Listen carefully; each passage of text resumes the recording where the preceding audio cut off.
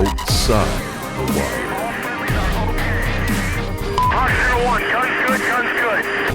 So what kind of advice would you give to somebody, like let's say you're going to college and you're, a combat veteran or just separated from the military and you're in the classroom for a couple weeks, a month, whatever, and all of a sudden you start running into what you were just talking about. You're realizing that like you are the only one there that served. You are the only one that voted for this guy or that guy. You are the only one that believes in this amendment or that amendment. I'm trying to be like very politically neutral here, but you get what I'm going at. Or you start seeing just that there are some massive differences between your experiences and their experiences, and you start getting really frustrated with other people. Yep. What advice would you give to people in that moment where you're like, holy cow, like you realize like these are not my people? Remember this, right? There's all types of walks of life that make the world go round.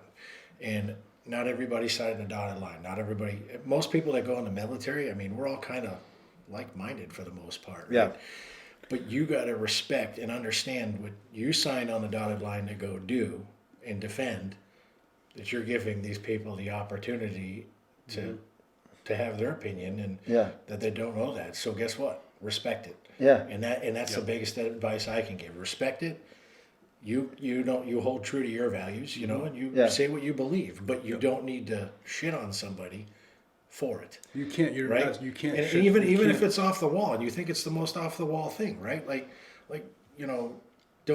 Don't look at it like that, and look at it going, hey, okay, maybe what I'll say will help educate that person and help them believe, or maybe something they said might help you see something different too. Yeah. Have an open mind. I guess that's those are the biggest advices I can give you dealing with an actual college.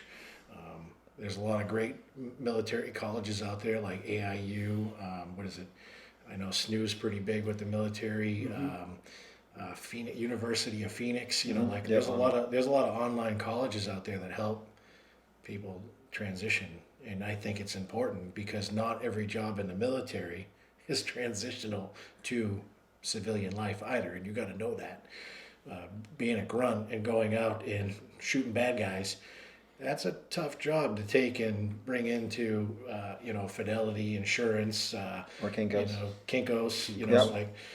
Things like that. So one of the things that I wanted to talk about when you were just talking about like the respecting other people's views and personalities and world and experiences and stuff, and I got out of the military. I was from the Midwest, and then chased a girl out to the East Coast and lived in the Boston area for a while. And I tell you about a culture shock and having to learn how to conform, or not even conform, but because I wasn't going to change who I was, but kind of adapt to the environment and learn how to commingle with people that were very different, worldview-wise, personality-wise, culture, upbringing, all that stuff was just very, very different for me, a very big culture shock. And it's amazing how if you don't want to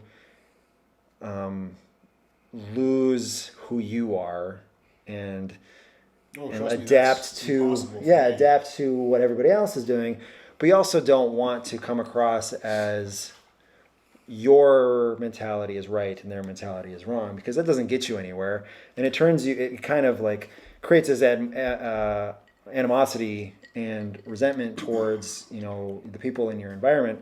And I think you're going to get a lot farther in life. When I started to realize that I needed to be not so much tolerant in the fact that I was lowering my standards. I can have my standards, but those standards apply to myself.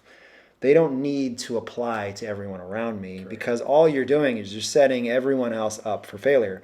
Because what if they had the same mentality of you and they had their standards and they were going to come and tell you like, well, this is the way I believe things should be. And if you're not meeting my expectations, then you're less than me or whatever. But I think it's important to value your beliefs, be assertive, and continue to be who you are, but don't expect other people to be like you.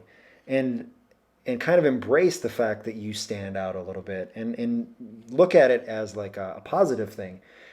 Because if you are the only person in the classroom who's a combat veteran, obviously other people are going to take notice of that. And if you take kind of that responsibility or that mindset of is like, hey, you know what? Instead of coming out and being like the angry, disgruntled combat veteran who looks down on people and, you know, like lets them have it when they're, you know, out of place, but says, you know what, I'm going to be an ambassador for the combat veteran community. I'm going to highlight all of the positive things about being a combat veteran, being a Marine, saying, you know, we believe that honor, courage, commitment, those kinds of character qualities are what we hold true, and just focus on that kind of stuff, and then let other people be who they are and not worry so much about what other people are doing. I think that allows you to, it just takes a weight off. You're like, okay, you know what? These people are going to do what they're going to do. And I don't have to be like them. I don't have to expect them to be like me, and I can just focus on me. You know what that is? Yeah. It's leadership. I mean, it is 101, right? Yeah. If you're a good leader, look at all the good leaders before us, right?